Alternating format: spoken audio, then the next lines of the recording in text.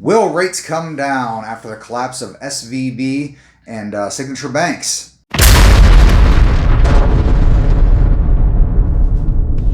I think that there are some real problems behind what happened there. It's not a danger for the whole banking industry. It's the panic that causes the problems for the banking industry. So what's your opinion of the fact that the government they basically told everybody, don't go grabbing all the money out of your bank account? How do you feel all that went? So the government did what they're supposed to do. I mean, what FDIC is supposed to do is supposed to ensure your deposits and things you put into banks up to $250K. Banks should not be probably doing more high risk activities, which is kind of what those banks were doing. When those rates jumped up as much as they did, if you don't move your rates quick enough, that it could be in the same realm. So it's crazy though. They say, of course, this is just all the articles and things that I've been reading are saying that this is due to what happened 2 years ago. So 2 years ago, they were apparently investing all this money in. Because everybody had a lot of money, right? Yeah, right. So now they have felt, because they're not feeling anything now.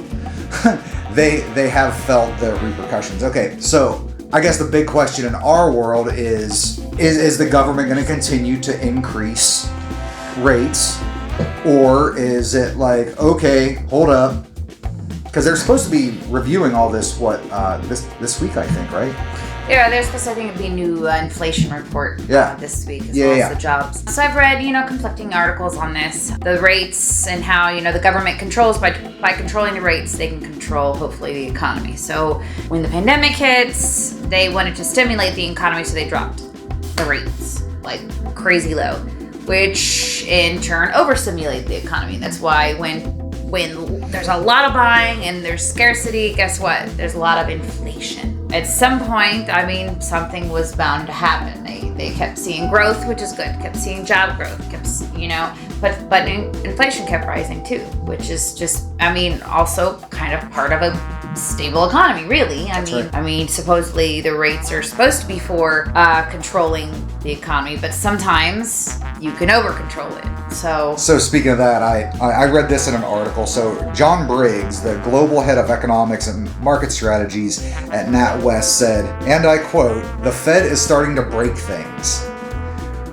I thought that was really funny because I understand where he's coming from with that, but at the same time, they're doing exactly what they're supposed to do.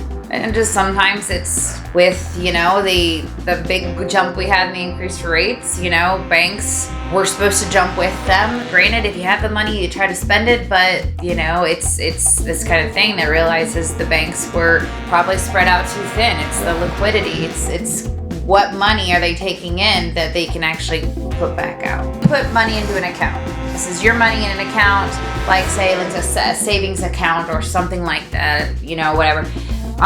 You put that money into account and the bank therein turns that account and then loans Sally down the street money. That's kind of how banking works. Or they invested. Right. When they start either loaning out too much money at not low enough rates or high enough rates, or they're making riskier than necessary investments, this is where we end up with SVB.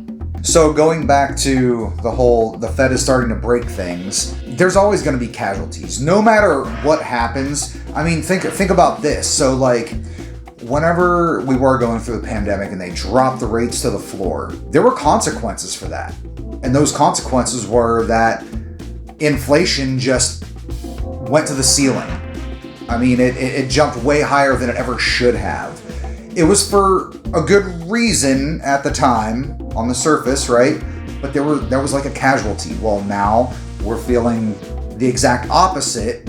So now the Fed is saying, okay, well, we have to jack up rates to settle down the economy. Well, that has consequences as well.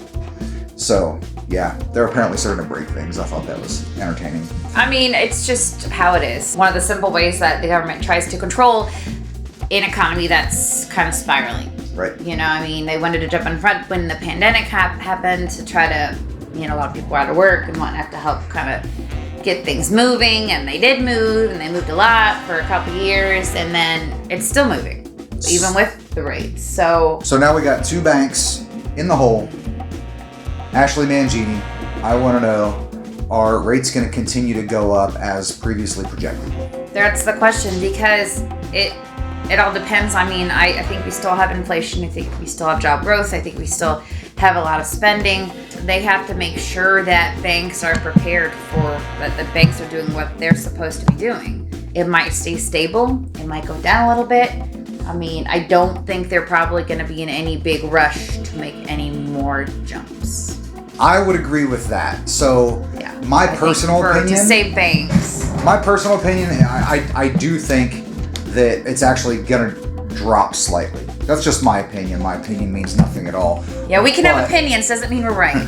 But I 100% agree with what you just said, that they're not going to be in any hurry to do anything. They're not going to be making any rash decisions right now. No, this isn't like pandemic. How do we stimulate the economy fast? Let's drop everything fast. It's not going to be how it is.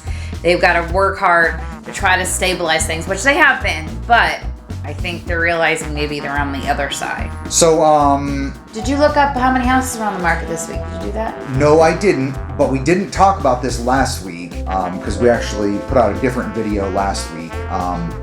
But anyways, last week they were actually way down. We were down at like 150 or I think it was 150 last week. Because of the crappy weather.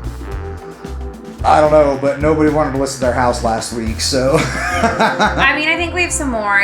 Weather sucks. People don't always want to do it. A lot of stuff going on sometimes. And houses are still going decently fast if they are priced right. Well, yeah, so what happened the last 2 weeks is they were selling, but nobody was listing. Regardless of, banks and rates and whatnot, we're still in a housing shortage, especially where we're at, not necessarily in other areas, but we are desperately in need of housing. And that's just where we're at. We are in seller's market still, as long as it's priced right. Ish. Yeah. Yeah, and it's funny, another article that I read was talking about, we're not in a buyer's market yet.